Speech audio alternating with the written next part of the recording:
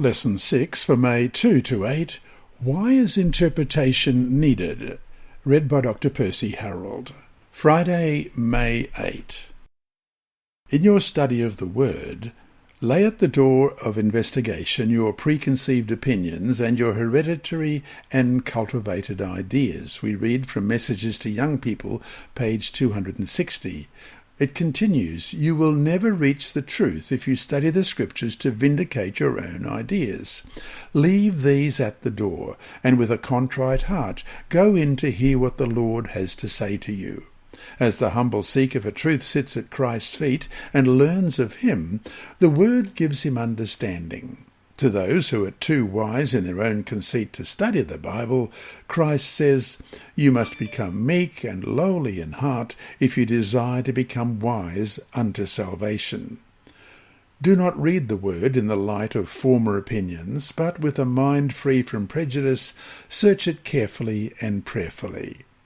If, as you read, conviction comes and you see that your cherished opinions are not in harmony with the Word, do not try to make the Word fit these opinions. Make your opinions fit the Word. Do not allow what you have believed or practiced in the past to control your understanding. Open the eyes of your mind to behold wondrous things out of the law. Find out what is written, and then plant your feet on the eternal rock. End of quote. And that brings us to our 3 discussion questions for this week. 1. How do our worldview, our education, and our culture influence our interpretation of Scripture?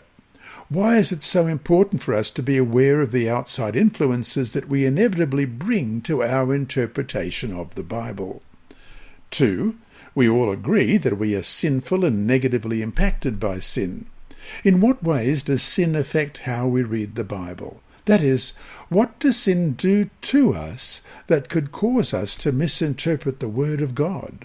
For example, how might a desire to do something condemned in the Bible cause us to read the Bible in a skewed way? In what other ways does sin filter how we interpret the Bible? 3. How can a better understanding of the biblical times and culture help us better understand some passages of Scripture? Give some examples. Inside Story. Our mission story this week is titled Losing 4 Sons in Poland, and it's by Andrew McChesney of Adventist Mission. God blessed Wisława Winarowska with 4 sons in Lodz, Poland. Then her son Gregorus died in a freak accident when he was 26. He had taken up running and, while jogging near railroad tracks, was sucked onto the tracks by the wind of a fast-passing train. Her son Jacek committed suicide at 28. He struggled with life and hanged himself.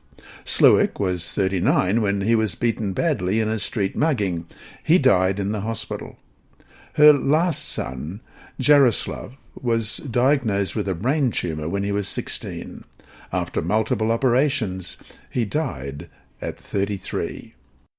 Winarowska has no sons to turn to for help in her old age. At 68, she is in failing health. She has diabetes and has suffered 2 strokes. She has severe back problems and walks with a cane. She has lost most of her sight and expects to go blind.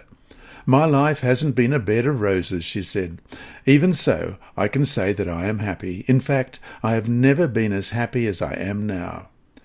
Several years ago, a young medical student, Thomas Karoda, knocked on her house door with a free copy of the Signs of the Times magazine.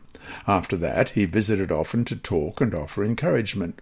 He helped her travel to the hospice to visit her dying son, Jaroslav, and he comforted her the day that he died. Tomek was the first person in my life who helped me, Winarowska said. He showed me God. After she lost her last son, she gave her heart to Jesus. I feel like Job, she said. I have received so much, and I have lost so much as well. But God has given me a second life, just like Job. Winarowska loves Psalm 23:4, which she reads, Yea, though I walk through the valley of the shadow of death, I will fear no evil, for you are with me. Your rod and your staff, they comfort me. Winaraska, pictured here, also loves to share her life story with Adventist congregations. Young people usually respond with tears. She tells them that she would never want anyone to suffer an ordeal like hers. God's love kept me alive, she said. My new life began with baptism. Without God, I don't know what would have happened to me. Thank you for your 13th Sabbath offering in 2017 that helped build a television studio for Hope Channel in Poland, broadcasting the gospel to the Polish-speaking world. Hi there. Thanks for watching this video on the Advent-band Ministries YouTube channel. Please subscribe to our channel and click the bell icon to be alerted whenever we upload new videos. So, until we meet him in the clouds, may God continue to bless you.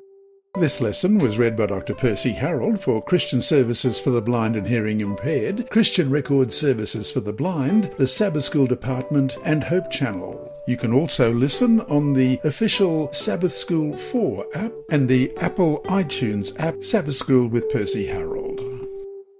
Remember, God is always faithful.